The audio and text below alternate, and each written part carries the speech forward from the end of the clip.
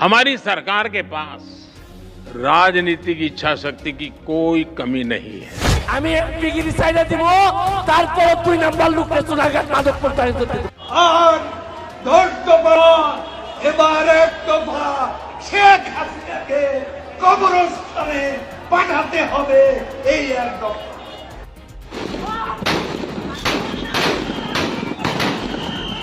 কোঠা আন্দোলনে যেভাবে মানুষ নিহত হচ্ছে, ৭১-এর যুদ্ধকে ছাড়িয়ে যাচ্ছে এই কোঠা আন্দোলনের নিহতের সংখ্যা, এবং পুলিশ সাধারণ জনগণ ও ছাত্রদেরকে বিনা কারণেই অ্যারেস্ট করছে। আর এই নিয়ে ফারহানা রুমি বলে, আমি কোনো বিএনপি দল থেকে আসিনি, আমি এসেছি বাংলাদেশের একজন নাগরিক হিসেবে, আমি আমার অধিকার চাইতে এসেছি।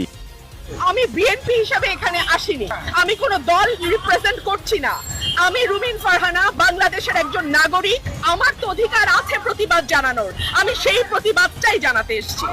তখন সাংবাদিকেরা ফারহানা রুমিকে বলে যে আপনি লাল কাপড় কেন পরে এসেছেন, তখন ফারহানা রুমি উত্তরে জানায়, লাল রক্তের রং, লাল প্রতিবাদের রং, লাল আন্দোলনের রং, লাল বিক্ষোভের রং।